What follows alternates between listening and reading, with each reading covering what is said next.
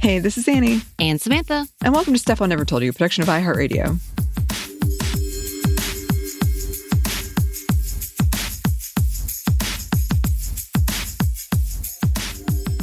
And welcome to another edition of Activists Around the World. And we know there's a lot of bad things happening in the world, but one thing we know is that in those bad times, we have amazing people who rise up, do the work, and push us to do better. So we have featured so many of these people already. And today we have another person to add to the list of people we want to admire and want to go ahead and give flowers to as they are in the crux of all that is happening and really, really pushing to become an advocate and activist for many people. And that is Catalina Velasquez. So Velasquez is a Colombian trans activist who has worked in the field of intersectional advocacy. She is the current executive director of Washington Immigrant Solidarity Network, WAISN, and she is currently residing in Seattle, Washington. So here's a bit from pridefoundation.org on a profile of her. They write, Catalina Velasquez is a trailblazing transgender refugee, Colombian Latina feminist scholar, social impact executive, and movement builder. She is the executive director of the Washington Immigrant Solidarity Network, WAISN, the largest immigrant-led coalition in Washington state. Her work embodies intersectional feminism, decolonial methodologies, and transformative justice, making her a luminary in immigrant rights advocacy and beyond. So that's a pretty big introduction, and it's right on, obviously. Her works have followed closely with her life experiences. At the age of 15, Velasquez's family was detained and then deported from Florida. So they were detained in a detention center in Florida, which we know there's a few. And here's a quote from an interview she did with WashingtonStateStandard.com. She says, "My family was deported in February of 2009. I went over 15 years without hugging my parents. That set me off in a situation where I was houseless, I was hungry, I didn't have any resources. I had to figure things out by myself while being a full-time student at a very rigorous academy. That politicized me. I was outraged that my family was deported. It also reflected a much larger systemic issue, expelling immigrants out of the country without accounting for how the U.S. has exacerbated poverty, inequality, and violence, especially in Latin America."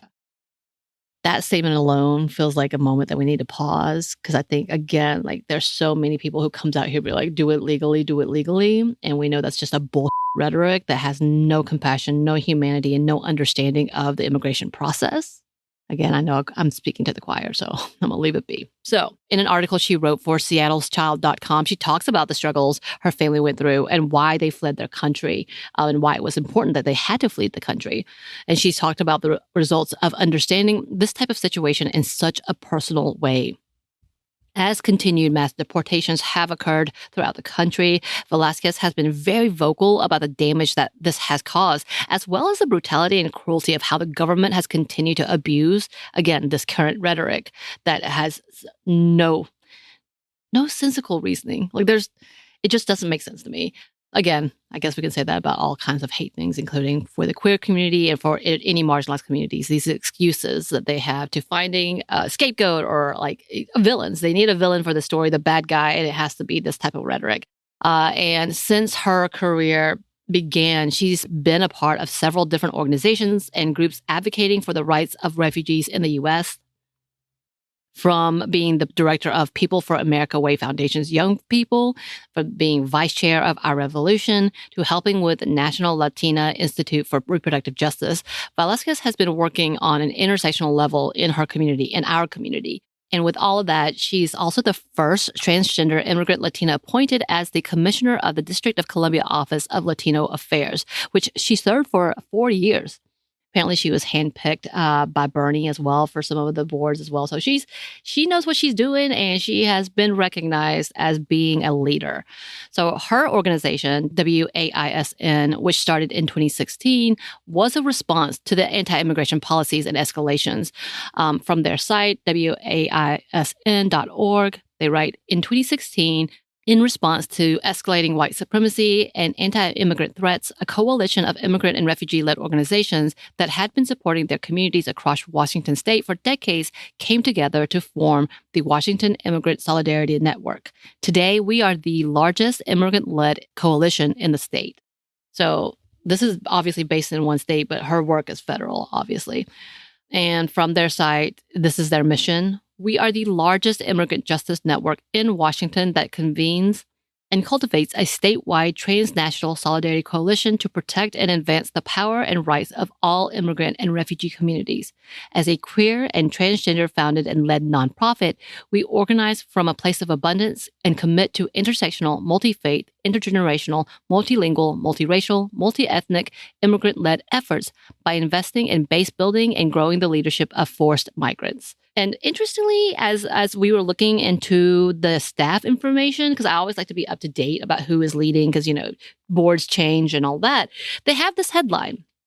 It says, "A strategic silence, why our staff remains unlisted." So they actually don't have anything listed. Instead, they have this, and they say, "As the Washington Immigrant Solidarity Network, we write this message not from a place of fear, but from the place of strategic resistance. In this moment where xenophobic violence, surveillance of immigrant communities, and attacks on human rights defenders have reached alarming levels, we have made a deliberate choice to protect our team by not publicly listing our staff members. This decision emerges from both lived experience and scholarly understanding of how power operates to silence those who challenge oppressive systems."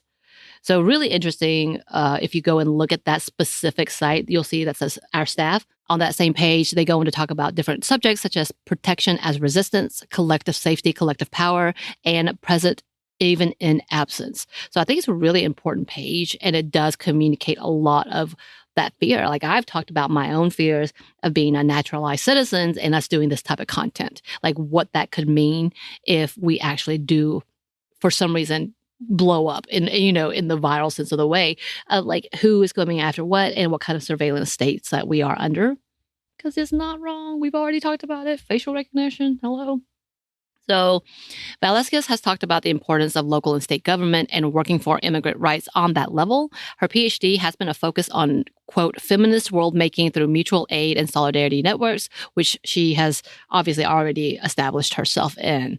So very cool. And of course, she has several accolades under her belt. And this is from pridefoundation.org, because she doesn't have a Wikipedia page yet. Not that that's the basis, but they do list off a lot of good stuff on that. Also, there's a significance to that, right? Anyway, going on.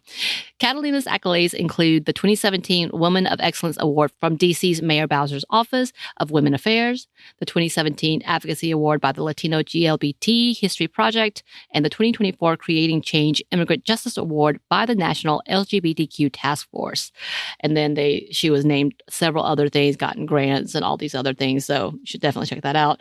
But just wanted to do a shout out to Catalina. Thank you for your hard work, for your example, and for doing this incredible work as a refugee and an immigrant who is in the system and has seen the system and how it can be so ugly.